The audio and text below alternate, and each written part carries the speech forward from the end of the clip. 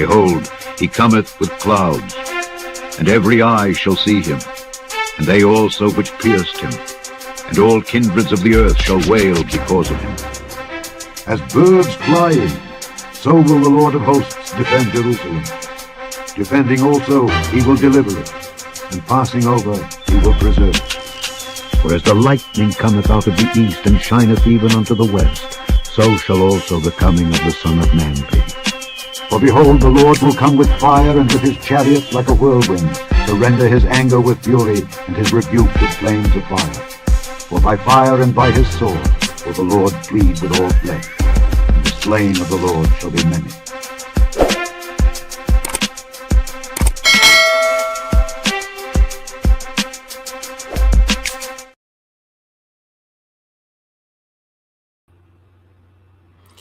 Shalom, brothers and sisters. This is your brother Howie Allah. I'm going to give all glory and praises to our Heavenly Father Yahweh, and we do so in the name of our Lord and Savior Yahweh Shai. Grace and mercy be abound to the hopeful elect scattered throughout the four corners of the earth that are waiting on the second coming of our Lord and Savior Yahweh Shai HaMashiach.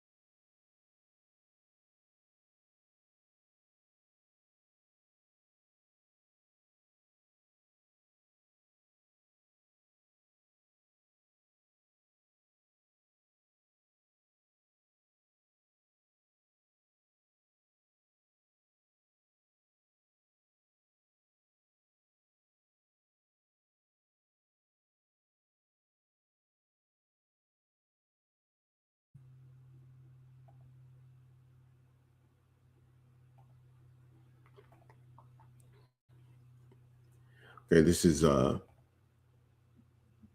Revelation chapter 16 and verse 13. I saw three unclean spirits like frogs come out of the mouth of the dragon, and out of the mouth of the beast, and out of the mouth of the false prophet. Now, I'll say this: we're not going to go into deep breakdowns with. We're not going to go over everything in the book of Revelation, and we've talked about this before. These will only be certain in-house breakdowns that we'll give to sincere brothers of understanding. And it will not be fully available to the public. We may give one that is a very, more basic, but the more deeper understandings will be kept for sincere Akim that want to be inspired by the word. Okay. Now, you would have to go out of your way, for those of you watching, to find out who the dragon is, who the beast is, and who the false prophet is. Then you'll understand exactly what these three unclean spirits are. Okay, because it's coming out of their mouth. Okay, that would be there's words that they're speaking, that all three of these entities are speaking, that are coming out of their mouth. Okay, and it's not a literal mouth. It means like what they are expressing. Okay, so when you go to verse 14, for they are the spirits of devils working miracles, which go forth unto the kings of the earth and the whole world, to gather them to the battle of that great day of God Almighty. Okay. Now, if you don't know, God Almighty is the Most High Yahweh. This is what he was known as by those that survived. Okay. Those that survived the flood, that were the descendants of Noah. They knew him as God Almighty, Alashadja. Okay.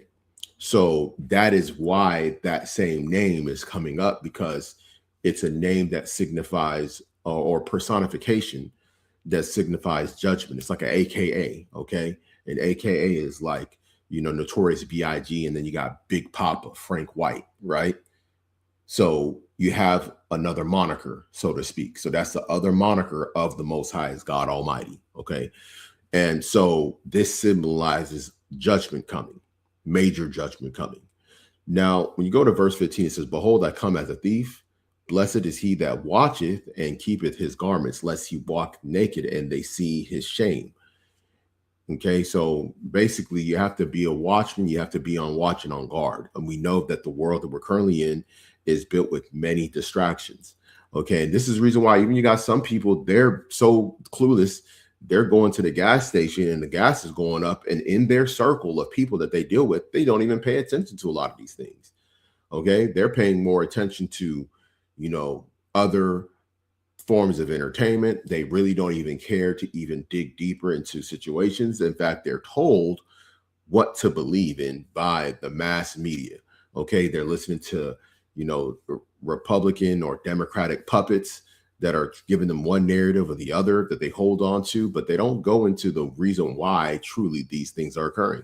And this is even one of the things that is one of the big mysteries by those that are, watching this from afar. But those that are at the very top, the leaders, the elites of these different countries, they know exactly what's at stake from the perspective of why these conflicts are occurring and what the power struggle is about. Okay.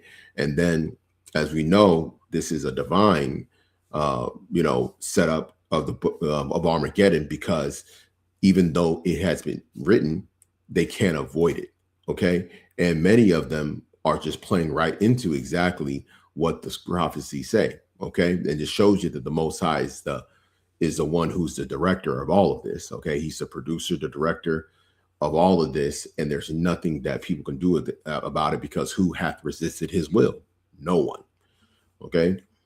And it says, verse 16, and he gathered them together in a place called in the Hebrew tongue Armageddon.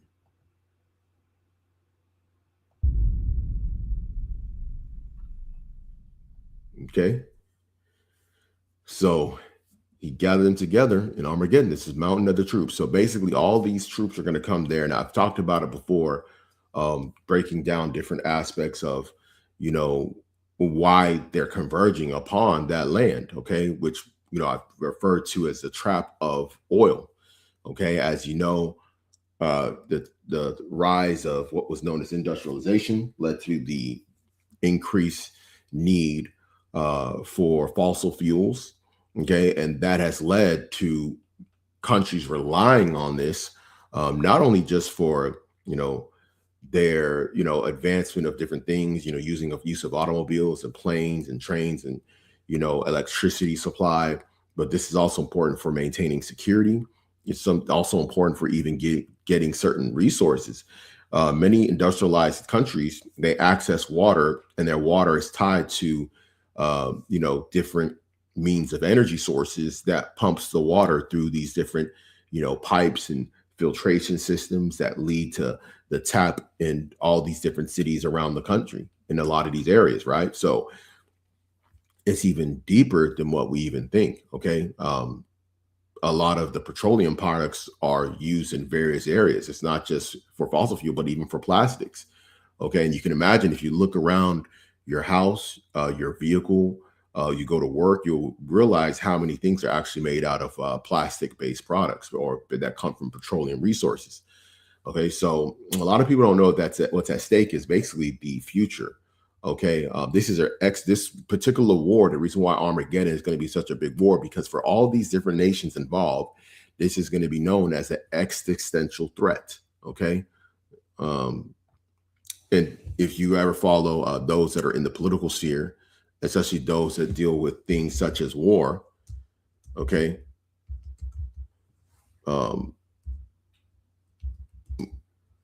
let's look at this real quick.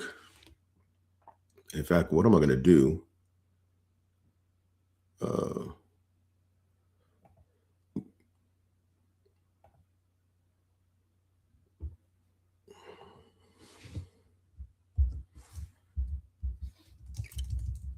And me and the brother, Rumya, was on the Telegram chat talking about some of these different things as well. Okay.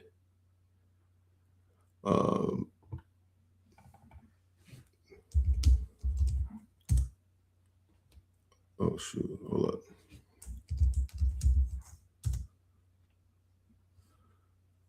Okay, so this is what they talked about even with Iran. Okay, what Iran is fighting for is survival. Okay, this is the war against them. They view that as an existential threat. Okay, so I'm going to go ahead and show you this. This is from the Bing search engine, Copilot search. An existential threat is a danger that could cause humanity's existence or permanently and drastically curtail its potential. Now, you can replace humanity with any country that's facing what is known as an existential threat. Okay, so for example, Hezbollah, the militant group out of Lebanon, believes that they're fighting an existential threat in relation to the West, and in particular the Israeli state. Same thing with Iran, okay, and their Islamic State, okay, believes that their battle against the West is an existential threat, meaning that this could lead, that if they do not fight, that they're leading to their potential extinction or the existence of themselves and their culture. Okay, so this is why people that are fighting for survival fight harder than anybody. Okay, whereas on the other side, you have people or factions that are fighting really for dominance and control. Not the same thing, because if you really look at the those that are, the ethnic group or people of the Israelis, they're the highest, they're the wealthiest per capita people on the planet. It's not even close. They control many industries. They have much of the disproportion of the world's wealth. They control a lot of the different media outlets. So they're not really in a survival. They're not in an existential threat. They're really in going towards more greed. Okay. And that's what's driving them. What's driving them is greed and domination of others since 1492. Okay. And it's funny how people try and separate the big hats and the little hats as if they're not the same people. It's just that one side is just more brutal and openly unapologetic, at least in modern times, about the way that they move about doing things. And we've seen it in 4K, what's happened over the last few years in Gaza. So we kind of know what it is, right? But when you look even further, in fact, let me go ahead and see if I could get this other precept out. And then once I get this precept out, we'll go into that video, because I did find the video clip. And so let's see, I believe it's in Book of Luke.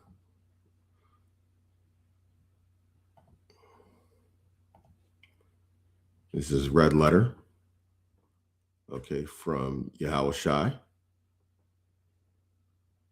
Okay, and I'm going to kind of lead into it because these is events that occurred prior to this time, right? And I'm going to show you what I mean by that. Now, when we go to Luke chapter 21 and verse 24, and they shall fall by the edge of the sword and shall be led away captive into all nations, referring to the children of Israel. Okay, particularly at this point, the southern kingdom primarily that was in the land at the time of the Roman Empire. And then all, of course, throughout the different areas in the diaspora fell by the edge of the sword and were led captive into all nations. And it says, Jerusalem shall be trodden down of the Gentiles until the time of the Gentiles be fulfilled. So guess what? Jerusalem is not under the control of the Israelites. Okay, we don't have in Jerusalem, you're supposed to have, the temple, okay, the high priest, you're supposed to have the king of Israel. That's when you know that we're under control. If these people went back into land, yet they have not been able to institute those things, it's because they're not the people, because they were there, the Gentiles fulfilling prophecy. Okay, like we said before, who hath resisted his will? Okay, they fell right into the trap of their own desires, as far as, the desire to take over the Holy Land. This is also prophesied in, different books, like the book of Ezekiel, okay, where it talked about the children of Edom doing as they please to take over. Okay, we'll see if we can also get that just to add a little bit, okay, because it goes into the video as well. So see if we can get it.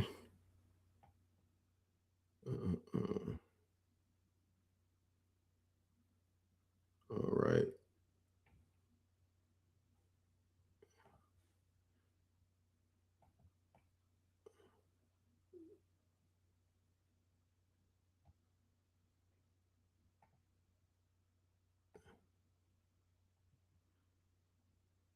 Let me see. So,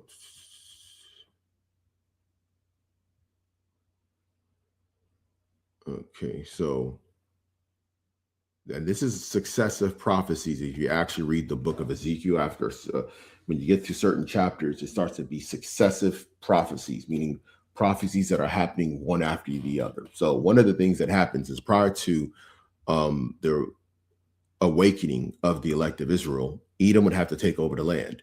So as you see here, we have Ezekiel chapter 36 and verse 5. Therefore, thus saith the Lord Yahweh, surely in the fire of my jealousy have I spoken against the residue of the heathen and against all Idumea, which is the children of Edom, okay, which have appointed my land into their possession with the joy of all their heart, with despiteful minds, to cast it out for a prey. Remember, they're telling the world that they're the ones that's entitled to this land. They said that they're the descendants of Jacob and that this is their birthright. Okay, this goes back to the movement of the Zionist movement under Theodor Herschel, who was also a self-proclaimed atheist as well, interestingly enough. But he used the Bible and the promise that the Holy Land would belong to the children of Israel to say that this is something that they should look after and go after that land by any means necessary.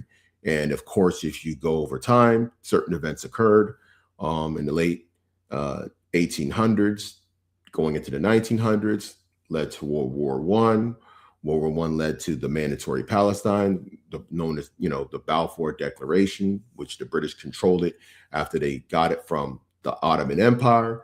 And then they started doing settlements there. Okay, and the settlements led to different acts of aggression, such as one of those known as the Nakba.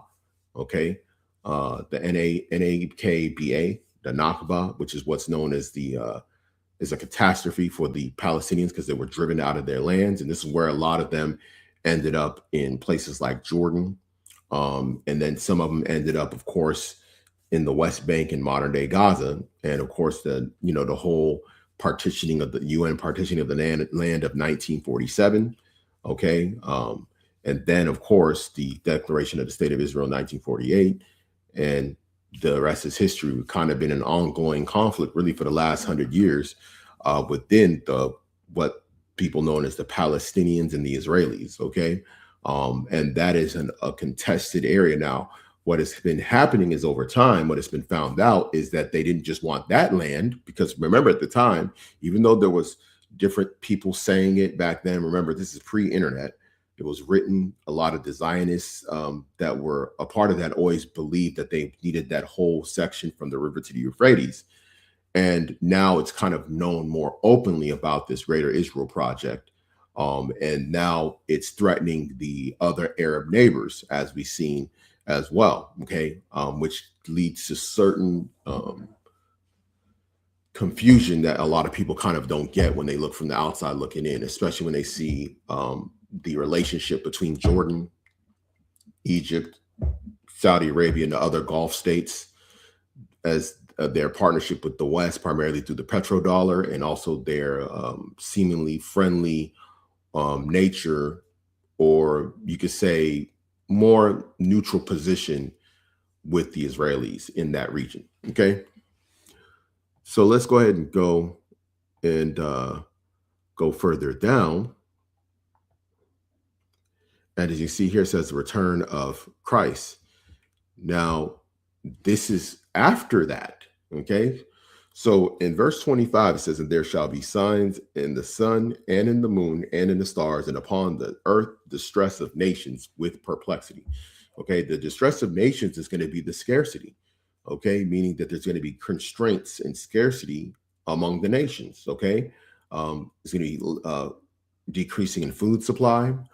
As you know, I did a lesson when it was discussing the Ukraine-Russia conflict about how 1/3 of the Earth's carbohydrates is basically made in that region. Okay, a lot of those products go to many of these other countries in Asia, West Asia, that is the Middle East, Africa, and different parts of East Asia and different parts of Europe, because they supply so much of the world's wheat.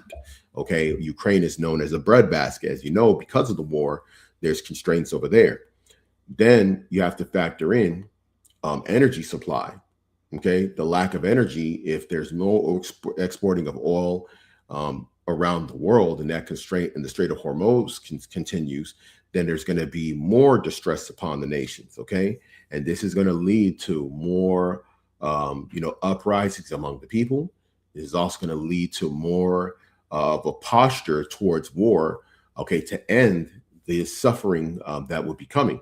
Okay, and this is what's going to drive a lot of these nations to go into the Middle East, to basically take control over this important resource of oil, and to, of course, settle different grievances, okay, settle scores, so to speak, with the West as well. So that's going to kind of be among the driving forces that's going to lead to the road to the Battle of Armageddon, okay? So we're not going to get into the coming of Yahushua yet, because the coming of Yahushua has to come after Armageddon. So we're not going to go deep into that subject because it's not necessary as of right now. I'm just trying to give you a basis which you could follow step by step towards that particular time, because we're going into what's approaching right now, okay, which is the Battle of Armageddon. And as I stated earlier, let me go back. As you see, that's the title of the video. I think I did it like 8 or 9 months ago. Why the elites need Greater Israel. Okay. And I'm going to just show you just the video so y'all can see this map of how much land that they're looking to acquire. countries and create a large country called Greater Israel. You see, Israel is an expansionist country, similar to China, and it is gradually increasing its territory. Greater Israel includes the entire area of Palestine, Jordan, and Lebanon, as well as parts of Saudi Arabia, Egypt, Syria, Iraq, and Turkey. This is not a new concept. In Zionism, the founder Theodor Herzl considered the area from the Nile River to the Euphrates River as Jewish territory. According to historians, it is due to this concept of Greater Israel that Israel is always looking for opportunities to attack its neighboring countries. Experts also believe that this entire plan is backed by the United States, which uses Israel to maintain its dominance in the Middle East. This is why, not long ago, Donald Trump mentioned in one of his speeches that Israel is very small and needs to be enlarged. Therefore, whenever Israel attacks any country, the United States always supports it. Okay, and as you see there, that's the Greater Israel from the Euphrates to the Nile. Okay, so it's going to take over parts of Saudi Arabia, Syria, Lebanon, Jordan. Okay, parts of Turkey. As you know, one of the things that was said was that Turkey is the next Iran. This is what they're saying as well. Now they're saying it kind of prematurely because I think they believe that they would topple the regime, the Iranian regime, with the assassination of the head of state. And they believe that by assassinating the head of state and many of the elites that they would just crumble. But the son survived, and he's now the supreme leader. And now basically the war continues. Okay. So that threat, and that's why I even had it in a thumbnail, even though Turkey's a NATO ally, I put Erdogan, who is the head of Turkey, on the other side. Okay. And we've been saying this even prophetically about how Turkey would have to naturally, by the sake of their own existential threat from the rest of their NATO partners, or which will soon be former NATO partners, which ironically, at the end of the day, if you look at the behavior of the United States, they're actually low key destroying much of the NATO partnership. Now, there is still in Europe a strong faction that is so against Russia that they're trying to, of course, help the Ukrainian efforts. But as I stated before, even in that own conflict as well, is that Russia will ultimately have to go as far as to take over Odessa and cut off the Black Sea from Ukraine. Okay, and that would actually give them more power and control. They can also control many of the carbohydrates or the grains in that region as well.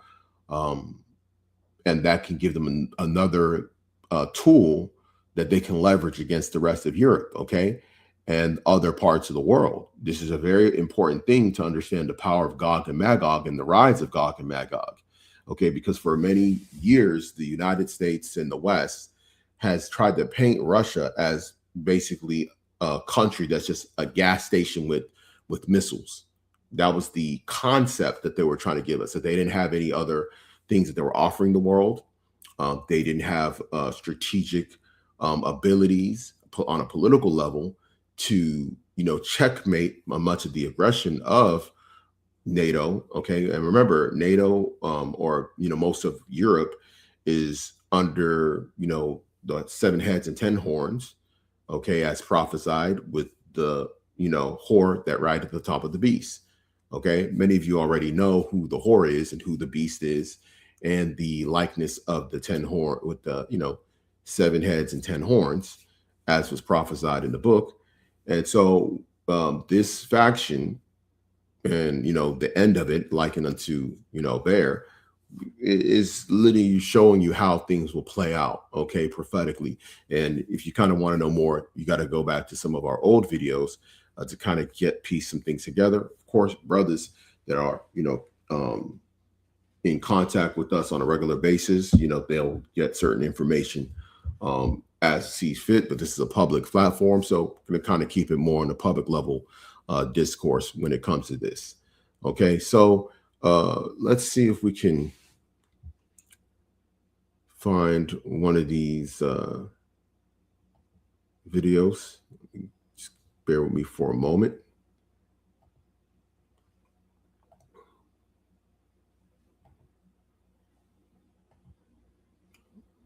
Okay, and another thing as well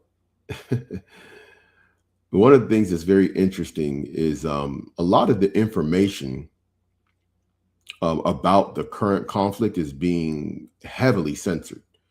Okay. Now, recently, the United States did make a strike on Karg Island, where, a lot of oil is refined and basically shipped from that island. That's basically an Iranian island right there in the Persian Gulf.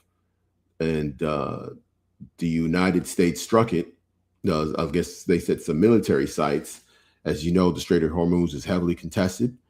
I believe right now they're allowing certain ships from Asia to go through the Strait of Hormuz, while they're not allowing, and what I mean they, meaning Iran, is not allowing that to go to the other ones to go. And what's happening is a lot of those ships now are not even being insured, so they're staying because they're scared that if they get attacked, of course, they wouldn't be able to pay for the damages or the supplies lost. Okay. And so people have to understand that this is something that you have to kind of more understand through prophecy, because a lot of the things is going to be a little bit harder to understand because of what the media is going to be feeding people. They're going to feed people certain information because they don't, if you keep them, they completely leave you out the dark, then the mass is going to feel like they have something to hide. But if they give you at least some information, then you'll feel like you're getting, you're being told the truth. Okay. And unfortunately, that's how a lot of people, the sheeple, think. The sheeple, believe what is being spoken, and they kind of just run with it. But those that are in the know that there's more to the matter. Okay. So let me see if we could, there was some videos that I saw. Let me see. Yeah, and by the way, a lot of people might not understand, but the supreme leader, the Ayatollah Khamenei, who was the head of Iran, the Islamic Republic of Iran, he basically sacrificed himself for the sake of this particular conflict, okay, to basically escalate. He was 86 years old. Many of his own family members, I believe his daughter, his daughter-in-law, his grandchild, which was the child of his son, the current leader, who was also injured but survived. They're all were basically martyred. Okay, and in their cult, in the culture of Islam, particularly in Shiite culture, martyrdom is the highest form of your religious, your religious, you could say, faith. Okay, is to die being a martyr. Okay, and how you die is important. Who you die from is very important, right? If you die what they perceive to be the enemies of their, of their God, then you are even more important and more likely to get a reward based off of their belief system. And faith, religion plays a big part into the war of Armageddon. Okay, as you saw there in Revelation 16, it tells you the mouth of the false prophet. Okay, so we have to understand that this is not even just an economic war, but this is a belief of many people that are involved of the war between good and evil.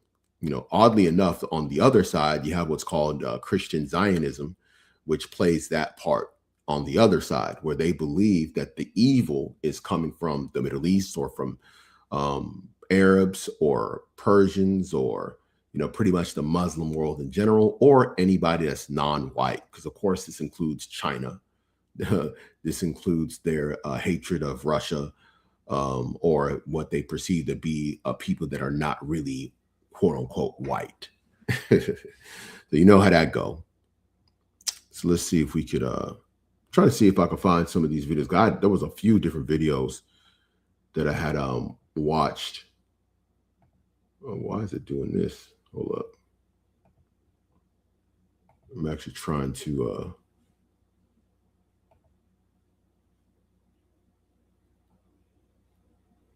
Yeah. Also, another thing that there's rumors that Netanyahu's dead. And let me see. I'm actually listening to this real quick. Give me a moment. I'm going to see if this is something I can add in.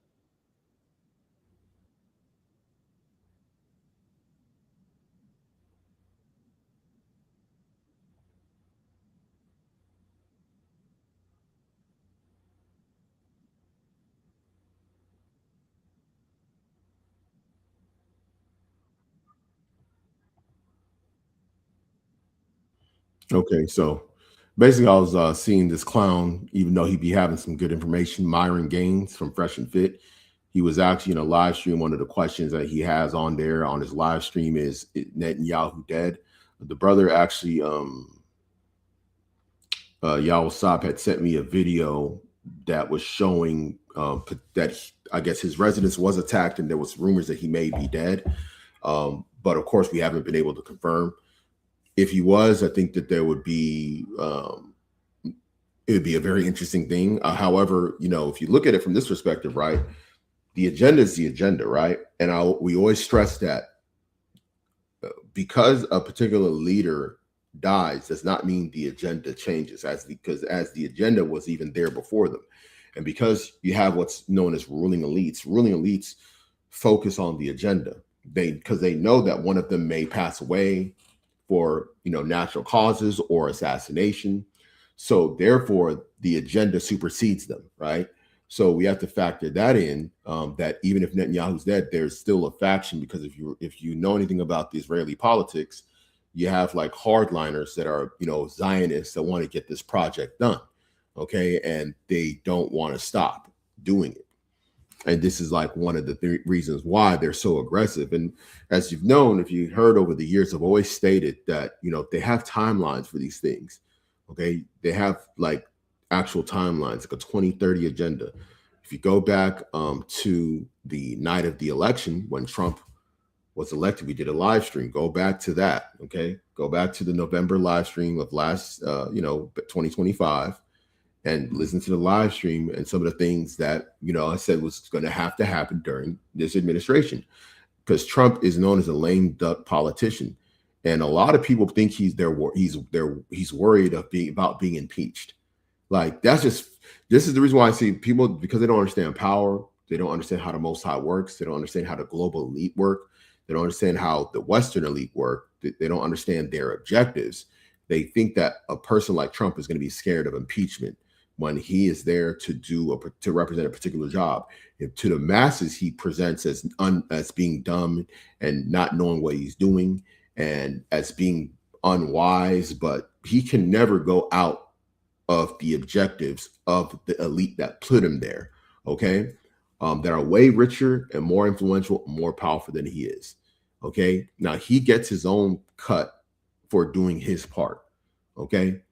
And so people don't even understand that this is something that he already knew he was going to do. But these, maggots, okay, magtards, these people really thought that he was going to end all wars and focus on America first. And look what's happening, man. They're Israeli first. They're New World Order first. You know what I'm saying? That's what they are. Okay? They focusing on that agenda.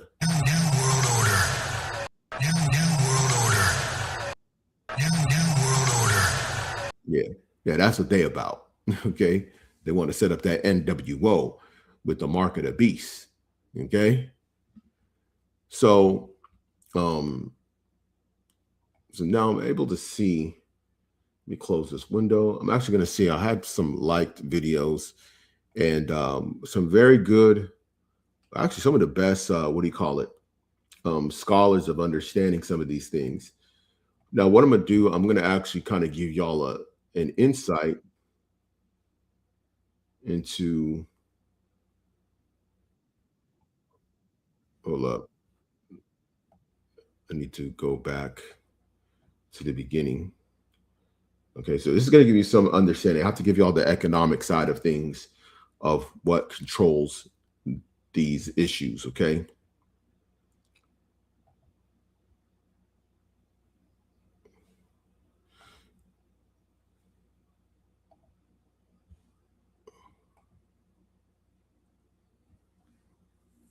So when you go into this particular video has the understanding. Okay, if you want to understand the petrodollar, you don't understand geopolitics. As you see there, this is one of the reasons why some people have a hard time, because they think it's a religious conflict only. They think it's just something else. They don't understand how everything is tied to it. Okay, and I'm actually going to I'm gonna have to use some ChatGPT as well. So, but we'll go ahead and play some of this and we'll pause it here and there. Okay. So again, if you don't understand the petrodollar, you don't understand geopolitics. Did you know that there's a system running the world controlling everything from prices to energy to government policy? And no, it's not the banking system. It's not the stock market. It's the petrodollar. For over 50 years, it's been shaping our world. Okay, so you see here the image of the Twin Towers, September 11th, 2001. Okay, this particular event is one of the events, which is a false flag event. Okay, very, very much documented by those that are in the know. There's no way two planes can hit the top of a building, okay, and crumble from all the way to the bottom. What is, ground zero, pretty much the garage floor. Like, come on, son. Like, that's just not how a demolition of a building can happen. Okay. So this is, of course, an inside job. And when I tell you it's so extensively been exposed, like the people involved, the people that were in the city, how people left, how people didn't show up to certain work, didn't show up to the building that morning for work, and how there were certain moving companies. Bro, it's crazy.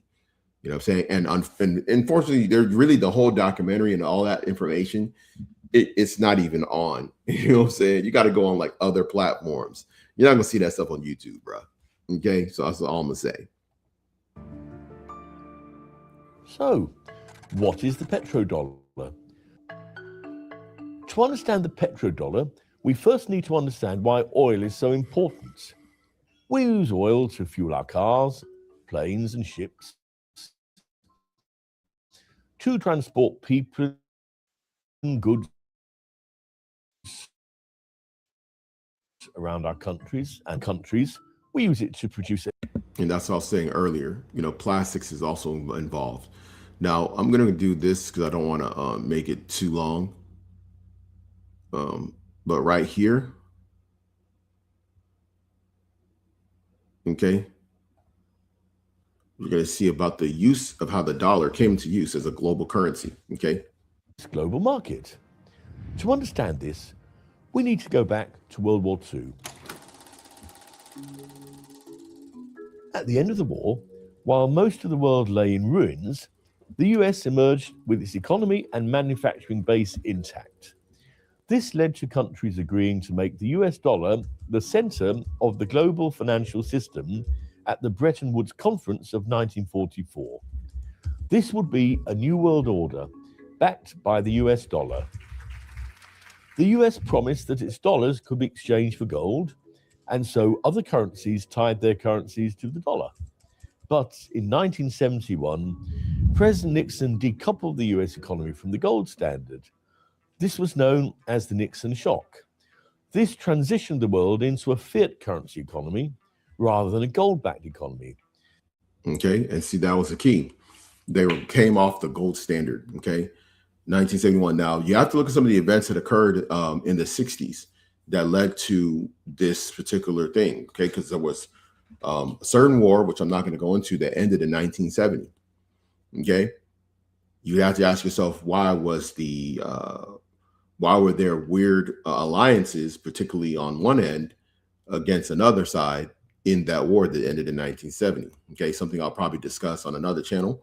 But in 1971, all of a sudden they got off the gold standard because they were going to do the petrodollar. And the petrodollar required agreements, which it'll go with different particular countries, which he'll discuss. Fiat currency is government-issued money that isn't backed by a physical commodity like gold or silver, and instead gets its value from public trust and economic stability. After the US stopped backing dollars with gold, the dollar stayed dominant because the US economy was so huge and the US government was considered to be stable. Also, many global transactions were already done in dollars. So, the dollar became what's called the world's reserve currency. Okay, and as you know, you can actually look at different charts of the history of world reserve currencies. I actually did, I think, a lesson on called The History of Money as well. Okay.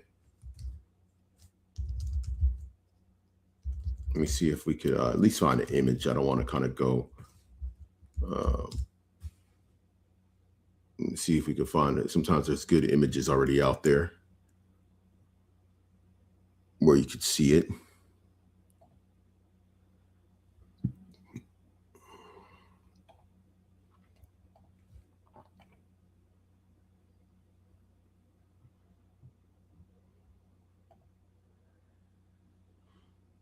Okay, so you see in this tab right here, okay, this right here is the history of the reserve currency status. Okay, so as you see here, when you go back, Portugal, okay, so of course, Portugal was going to be the original because Portugal was one of the first explorers of the New World. As you know, also Portugal was the first country that started going out and started basically colonizing different parts of Africa or doing interactions, modern day Angola being one of them. Another area is going to be Mozambique. So areas like that that are now, I guess you could say, Portuguese speaking countries in Africa. Okay. So of course, Portugal ended up getting the chunk of Brazil in the New World, but there was an alliance. There was a dual alliance between Spain and Portugal through a marriage, I believe, with Isabella and the other king of Spain. And what happened is they kind of had like a unified front where they were kind of doing things together. Okay.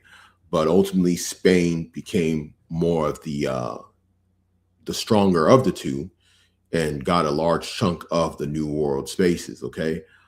So when you go into that time frame, as you see here, pretty much you have Portugal for 80 years. Then about 1530, Spain had it till about 1640.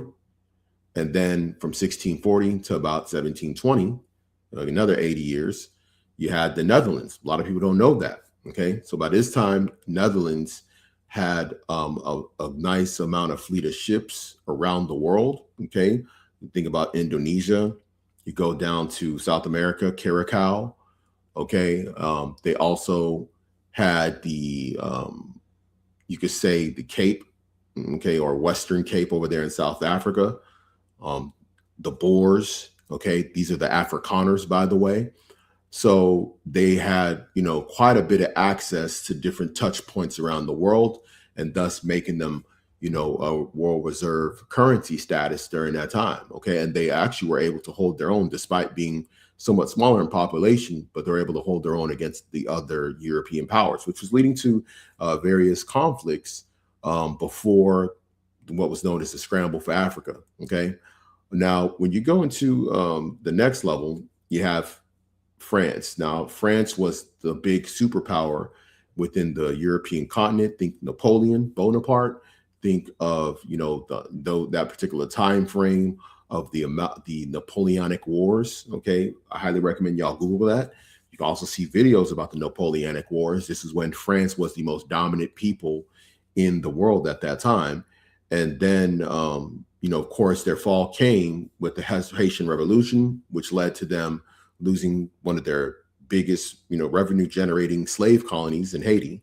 Also, they lost a lot of their territory in the modern day United States, where they sold a lot of their property. You got the French Indian Wars, also leading to the sale of the Louisiana Purchase. So that's how the Western expansion of the United States occurred, which later led to the Monroe Doctrine and the Manifest Destiny. Okay, these are things that you have to kind of know about to understand how the Most High built these different systems up that are here now, because they didn't all just come out of the void. They actually had different sequences of events that occurred. Okay, and that's what we're doing right now. We're watching these sequences of events play out. Now, of course, by that time, Britain was able to take over the world reserve currency status. Although they did lose the 13 colonies of the United States, they still held on to many other areas. A lot of the British Caribbean, they still held on to. They held on to British Guyana. They held on to, a lot of their colonies that they had, trade routes that they had all the way to India, Hong Kong. In addition to Australia was one area that they were able to take over, New Zealand. So a lot of different territories, of course, South Africa. And then later on during that time, they had because they were the most dominant of the Edomite groups, the British were able to get a large chunk of different areas that they wanted within Africa during the scramble for Africa. Okay. And this led to, a large amount of, taking of resources from the continent. You could think of Cecil Rhodes, Rhodesia. You could think about what was going on in, Rhodesia, which is now Zimbabwe. Then you got South Africa with all the different mines, diamond, gold mines, and all that, plus the southern route of trading right around the southern tip of Africa. These are all important for, control and status. They also still had the Hong Kong colony, okay, over there in China. They had, India with their, Royal Indian trade companies. So we're talking about massive amounts of domination. Now, what happened is World War I happened, later World War II, and World War II is kind of what led to the decline of that. This is the reason why by that time, as you saw in that video, they show what was called the Bretton Woods Agreement, okay? In fact, let me pull it up real quick.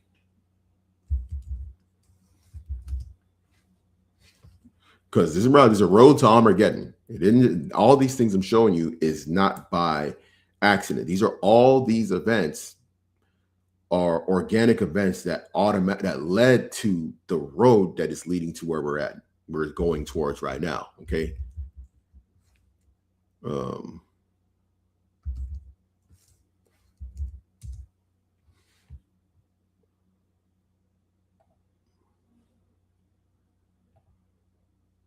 Okay, so you had the Bretton Woods system. Okay, the Bretton Woods system of monetary management established the rules for commercial relations among 44 countries, including United States, Canada, European countries, and Australia. Isn't it very interesting how they all came to agreement together, all the Edomite factions, okay, the ones that created this agreement. So that agreement was in 1944, which was alluded to in that video, okay, and let's see. So look, the conference was held from July 1st to July 22nd, 1944. Agreements were signed. Then this is during World War II, because World War II was coming to a close. After the legislative ratification by member governments, established the International Bank for Reconstruction and Development, later part of the World Bank Group. Okay.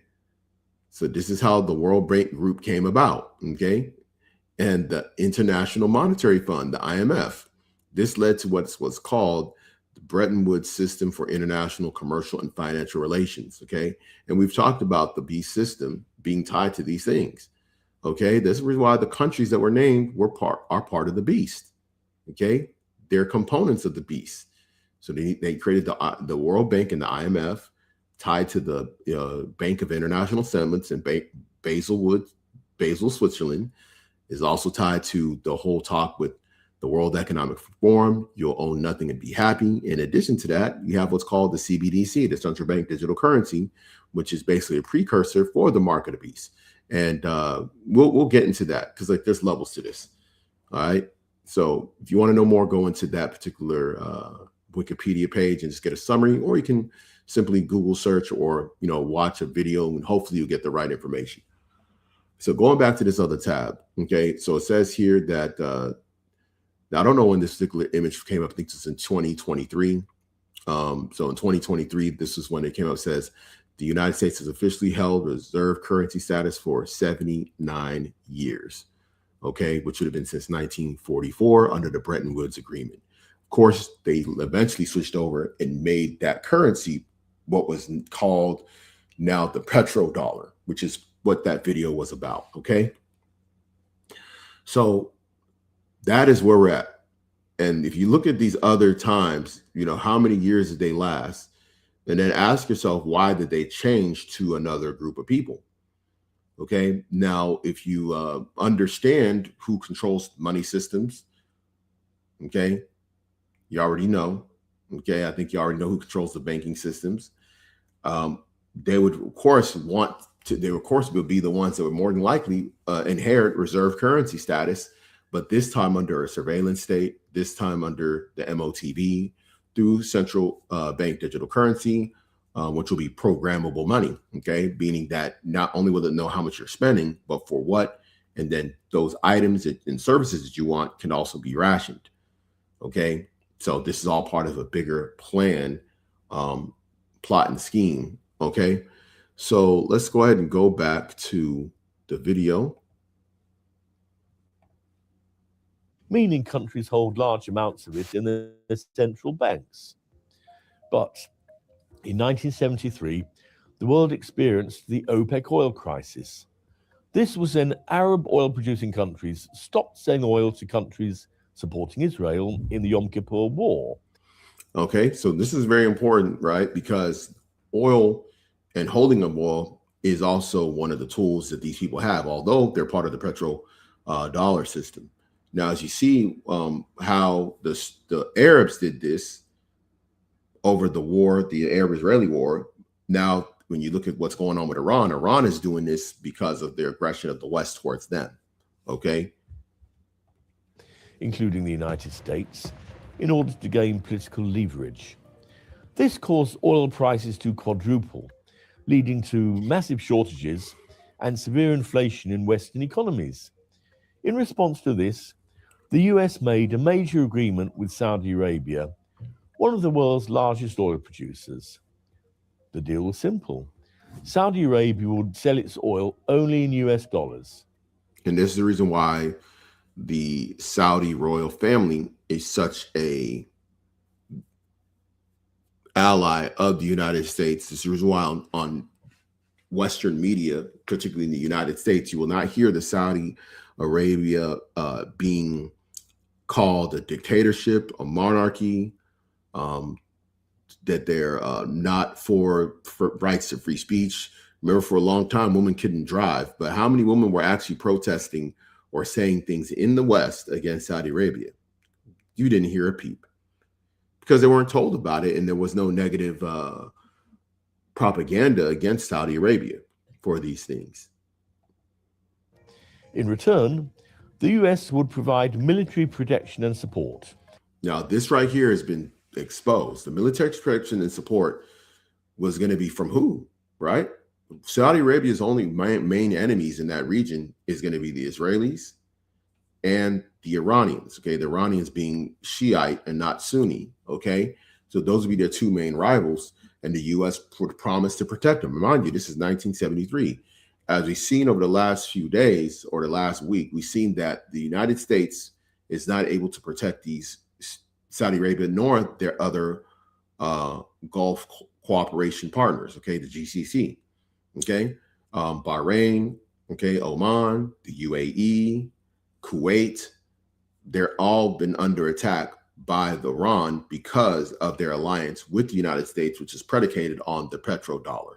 And then there's actually a whole system that goes into this. And also remember, I've also talked about the importance of U.S. Treasury bonds, and how also with these bonds literally are guarantees. And these guarantees are backed up by the United States military. That means the United States military will be willing to wage war, a world war, in order to maintain their position.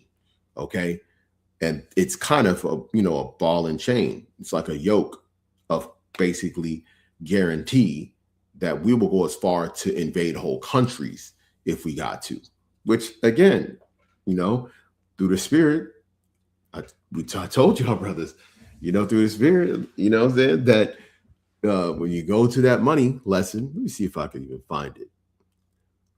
Boy, oh boy, I don't even know if I actually remember the title of that lesson.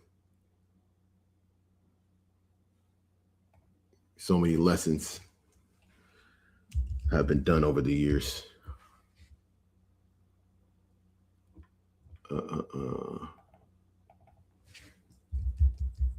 Just got to put title and see if something pops up.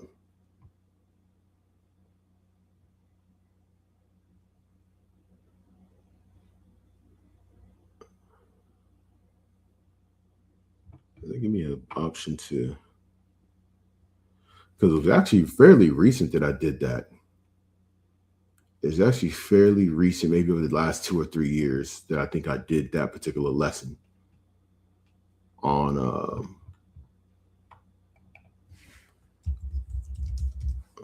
unless the powers that be decided to block it, because I've had a few blocked videos. Yeah, it's not showing up. Another brother, you probably knows what I'm talking about. There's actually a video where I went into the actual treasury bonds and basically going into how it works. Okay, which but people don't understand the power behind it, the power and influence behind those bonds.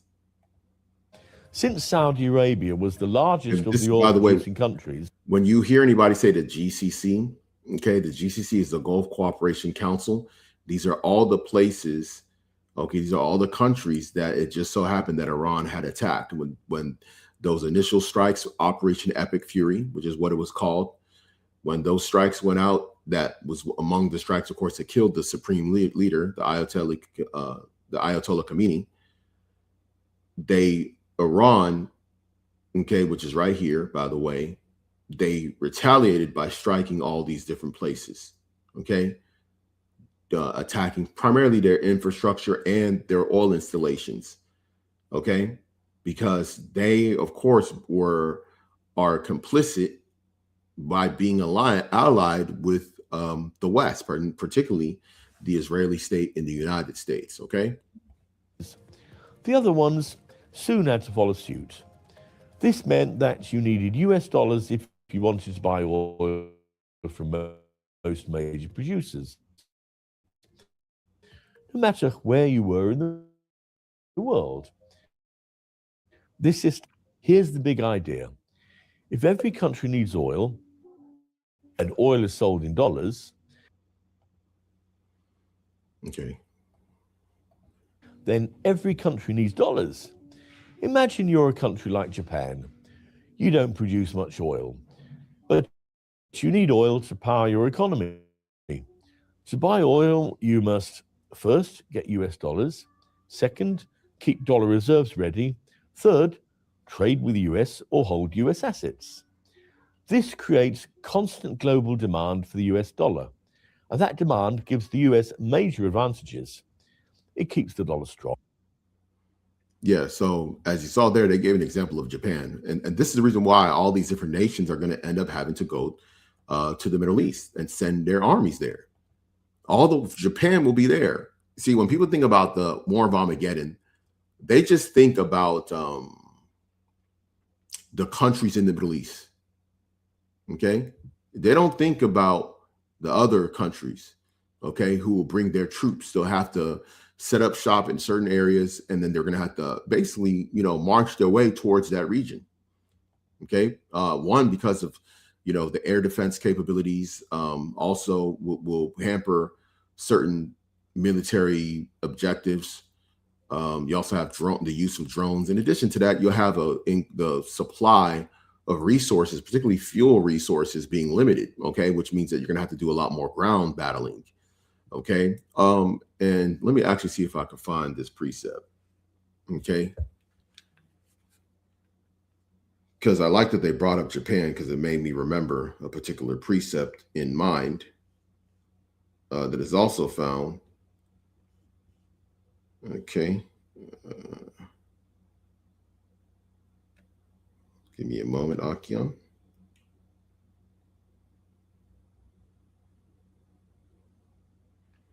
So let's see if we can find this precept.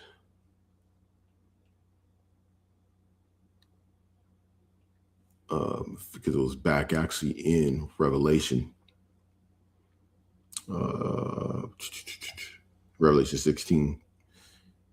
Again, dealing with the same subject leading into Armageddon. Okay.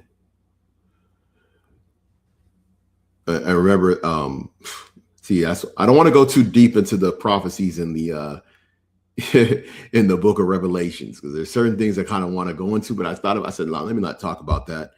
I had to discuss some stuff with a couple of the Akim, okay, as we piece these things together, but this is something that we already know about, but I'm gonna just keep it simple. So you see here, Revelation 16:12, and the sixth angel poured out his vial upon the great river Euphrates, and the water thereof was dried up, that the way of the kings of the east might be prepared. Okay, so the kings of the east will need for that river to be dried up, which is one of the prophecies that will come to pass. Okay, this is to the part of the issue with the Armageddon. Again, this is what I say, it's a road to the battle of Armageddon. Okay, a lot of people say, oh, we're in Armageddon. We're in Armageddon. No, we're not. We're not in Armageddon yet. It's a road to Armageddon. Okay, these are all events that are leading up. Technically, if you look at historically, how people would historically put it, if, if I'm talking from a secular perspective, they would say in the history books that World War III already started. They'll probably use some of these conflicts, particularly, they'll probably use a certain flashpoint conflict that said this is the beginning of World War III. The beginning of World War II can vary depending on where you're from, right? For the United States, it's the attack on Pearl Harbor. For Russia, it was the aggression of, Germany, Nazi Germany, invading Poland, because by invading Poland, you knew that they were not too far from the Soviet Union. Okay, so that right after Poland is Ukraine, what I'm saying, and right after Ukraine is Russia, right? So that's probably from their perspective where the aggression or the war would have started in their eyes. So that's the reason why we can't really pinpoint globally what people would say where World War III happened, or AKA we would know as the Battle of Armageddon, because there's going to be conflicts all over. There's going to be what you call different theaters of war. The main theater of war is going to be in the Valley of Jehoshaphat, okay, where the Lord will convene a lot of his major miseries upon these different countries, okay? So let's go ahead and go back to that video. So what are the benefits for the United States to have the global reserve currency under the petrodollar? One, keeps the dollar strong because, and we'll listen to the rest. Because everyone needs dollars.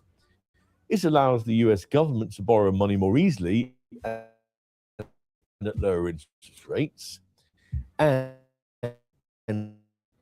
it means the US can use financial systems like sanctions for US banks. At the center of the world economy.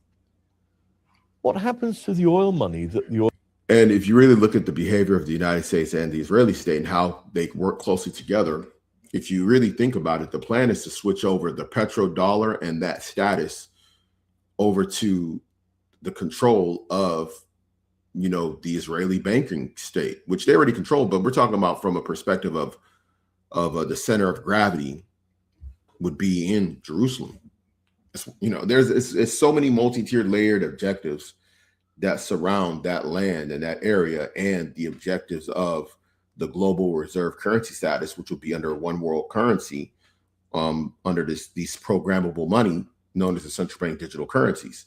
Okay, and this is very important to know because a lot of people don't understand this, but let me actually see if this will pull up.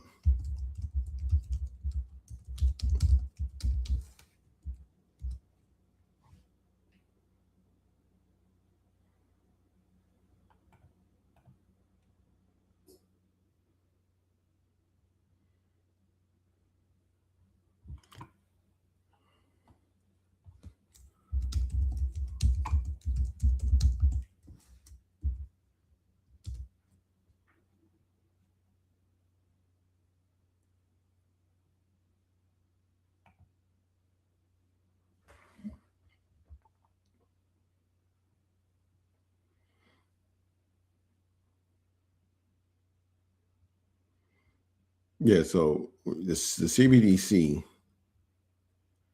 is very critical. I'm actually looking for something else.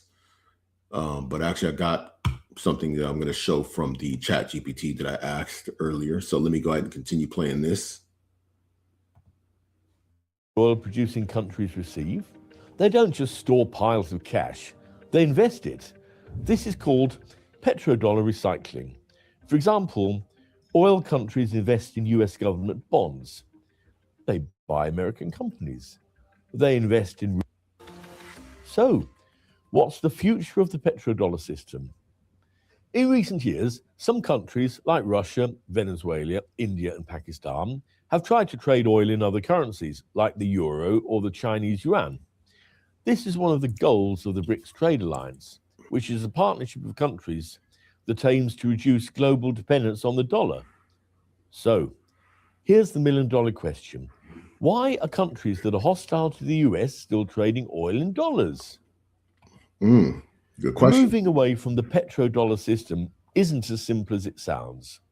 If you suddenly switch currencies, you're not just changing payments, you're disrupting contracts, hedging systems, insurance, and pricing models. The US dollar offers high liquidity, meaning that you can move billions without crashing the market, and it has strong legal protections. It's like when Facebook tried to introduce Threads to compete with Twitter. It's not so easy to suddenly get everyone to move platform when everything's already happening on Twitter.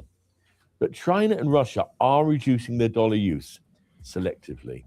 Yeah, and they're aligning with other countries who are not benefiting from this petrodollar system that's, you know, facing sanctions.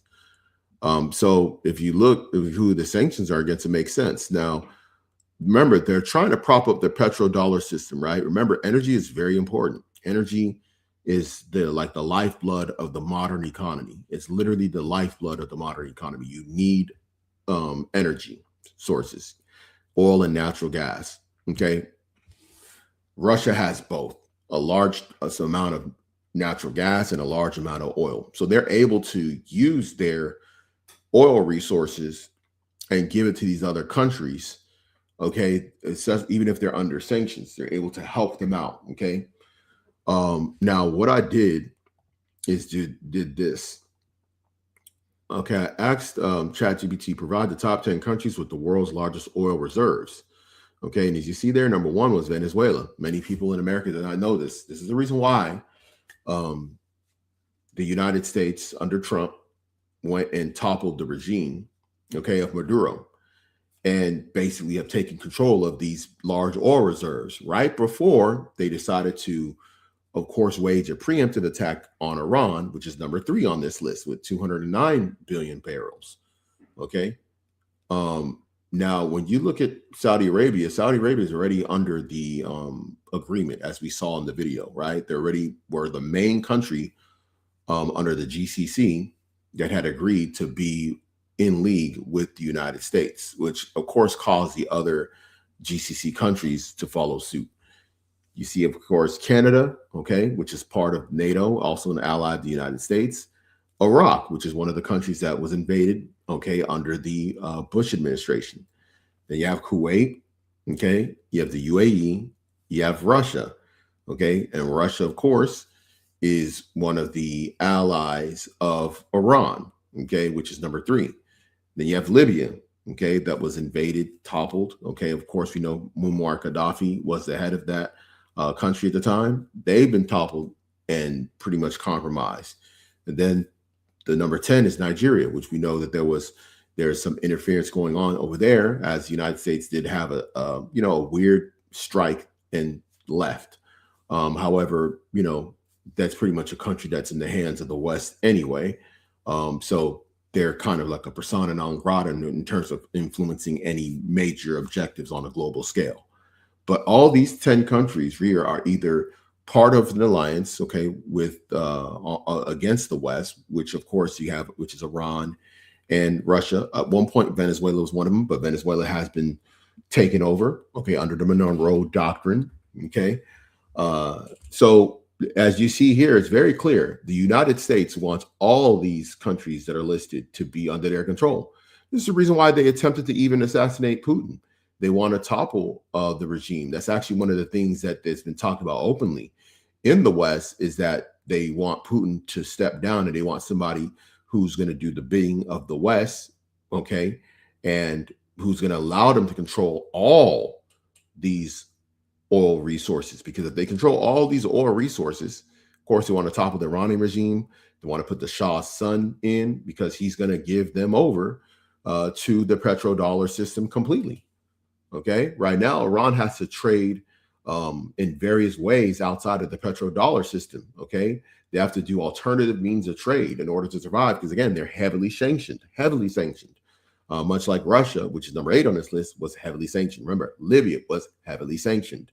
Isn't that interesting? Venezuela was also under heavy sanctions. Just like the man said in the video, that one of the benefits of the petrodollar for the United States is that they're able to place sanctions on these other nations. Okay, so it's no coincidence when you look at the list of the top 10, they all are it's all part of the plan. And as stated before, of course, we know the major resources of oil is going to be in the Middle East. Here comes in the Greater Israel Project under the guise of we're promised this by God. That's what they say. Really, it's we need this territory. We're using this boundary that was given to Abraham in the book of Genesis so we can control the oil and thereby control nations. Okay, and we'll back it up with a mark of the beast system, and all you people are our subjects and slaves forever. That's essentially what they're trying to do. That's the end game. Okay, always remember the end game objectives in this. Don't look at it from the standpoint of these minions out here to just look at this stuff as some kind of religious conflict, okay, or just strictly a colonial conquest of they just want the land. No, they want the land to control the resources underneath, so they can control the energy resources, while thereby controlling also the money system, okay, to the max, which will be under a beast system, digital currency system. And then they also want to control the food supply, okay, which we've talked about before, okay, about how the food supply is controlled by the Western governments. Whole very big, deep thing. Okay, this goes back to the likes of a Thomas Malthus, okay, Malthusianism. Okay, this is one of the things that a lot of people don't know.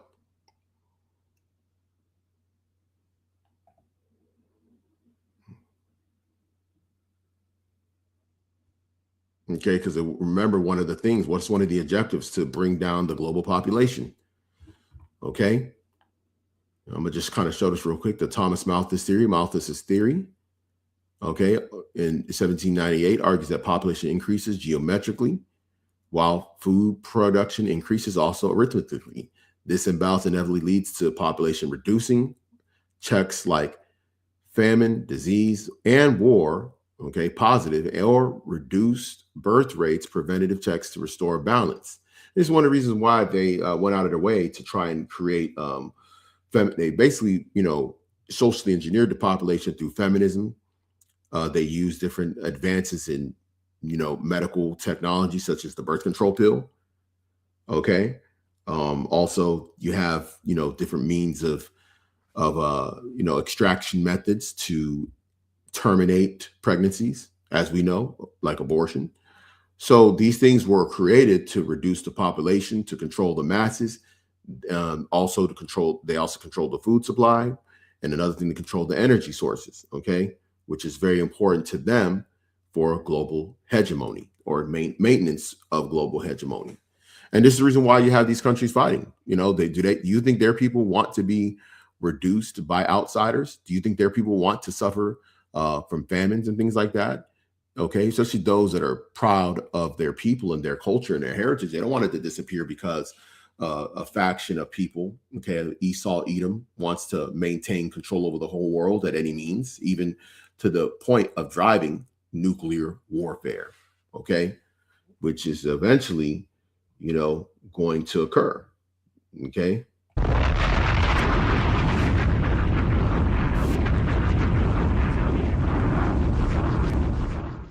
That's the sound of the fall of Babylon, okay.